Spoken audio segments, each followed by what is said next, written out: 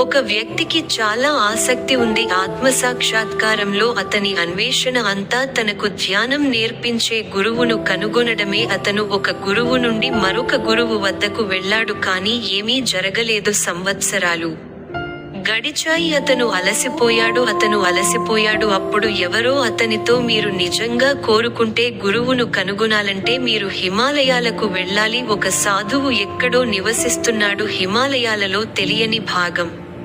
మీరు అతని కోసం వెతకాలి. అతను నిజంగా ఎక్కడ నివసిస్తున్నాడో ఎవరికీ తెలియదు. ఎందుకంటే ఎవరైనా అతని గురించి తెలుసుకున్నప్పుడల్లా అతను ఆ ప్రదేశాన్ని వదిలి వెళ్ళాడు. మరియు కూడా అతను హిమాలయాలలోకి లోతుగా వెళ్ళే కొద్దీ మనిషి వృద్ధుడవుతాడు. కానీ అతను ధైర్యాన్ని కూడగట్టుకున్నాడు. 2 సంవత్సరాలు అతను సంపాదించడానికి పని చేయాల్సి వచ్చింది. ప్రయాణానికి డబ్బు. ఆపై అతను ప్రయాణించాడు. అతను ఒంటెలు మరియు గుర్రాలపై స్వారీ చేసి తరువాత ఆహారం కోసం వెళ్ళవలసి వచ్చింది. మరియు తరువాత అతను హిమాలయాలకు చేరుకున్నాడు. అవును అని ప్రజలు చెప్పారు, మేము దాని గురించి విన్నాము, అది హాల్మార్క్. అతను చాలా పురాతనమైనవాడు. ఎవరు చెప్పలేరు అతని వయస్సు ఎంత అని చెప్పలేము. బహుశా 300 సంవత్సరాలు లేదా 500 సంవత్సరాలు కూడా ఎవరూ చెప్పలేరు. అతను ఎక్కడో నివసిస్తున్నాడని తెలుసు కానీ ఆ స్థానాన్ని ఎవరికీ ఇవ్వలేము. మీరు అతన్ని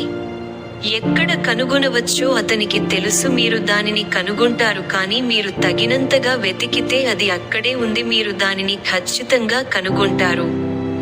వెతుకుతూ ఉన్న వ్యక్తి ఇలా జవాబిచ్చాడు, 2 సంవత్సరాలు హిమాలయాలలో తిరిగాడు. అతను అలసిపోయాడు మరియు జీవిస్తున్నాడు. అడవి పండ్లను మాత్రమే తింటున్నాడు. అతను చాలా బరువు తగ్గాడు కానీ అతను ఈ సన్యాసిని తప్పక కనుగొనాలని నిర్ణయించుకున్నాడు. అది అతని ప్రాణాన్ని బలిగొన్నప్పటికీ అది విలువైనది. మరియు ఒక రోజు అతను తిరుగుతుండగా పర్వతం మీద చెక్కతో చేసిన ఒక చిన్న గుడిసెను చూశాడు. గడ్డి.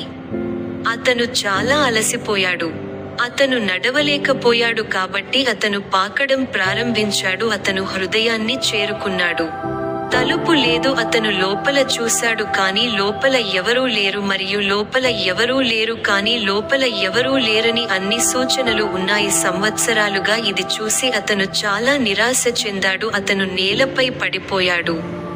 బిగుతు కారణంగా అతను కలవాలనే కోరికను వదులుకున్నాడు. భిక్షువు మరియు అతను కోరికను వదులుకున్నాడు, అనుభవించాలనే కోరికను వదులుకున్నాడు. ధ్యానం. అతను చల్లని ఎండలో పడుకున్నాడు. హిమాలయ గాలి మరియు అతను మొదటిసారి ప్రారంభించాడు చాలా ఆనందంగా అనిపించడం. అతను ఇంత ఆనందాన్ని ఎప్పుడూ అనుభవించలేదు. అకస్మాత్తుగా అతని కడుపు నిండినట్లు అనిపించడం ప్రారంభించింది. వెలుగు. అకస్మాత్తుగా అన్ని ఆలోచనలు మాయమయ్యాయి. అకస్మాత్తుగా అతను మారిపోయాడు మరియు కొద్దిసేపటికే అతను ఏమీ చేయలేదు కాబట్టి కారణం లేదు, ఏమీ లేదు. ఆపై ఎవరో తనపై వాలుతున్నారని అతను గ్రహించాడు. అతను కళ్ళు తెరిచాడు. చాలా పురాతనమైన సన్యాసి అక్కడ ఉన్నాడు. వృద్ధ సన్యాసి నవ్వి ఇలా అన్నాడు, అందుకే నువ్వు వచ్చావు, నేను అడగాలి ఏదో నాకు. మరియు ఆ వ్యక్తి కాదు అని అన్నాడు. వృద్ధ సన్యాసి బిగ్గరగా నవ్వాడు. విలువలతో ప్రతిధ్వనించే నవ్వు. అతను అన్నాడు, ఇప్పుడు నీకు ఏమి తెలుసు? ధ్యానం అంటే ఏమిటి? ఆ వ్యక్తి అవును అని అన్నాడు. ఇప్పుడు నాకు ఏమి తెలుసు అంటే ధ్యానం. ఈ కథ మనల్ని అలా ఆలోచింపజేస్తుంది.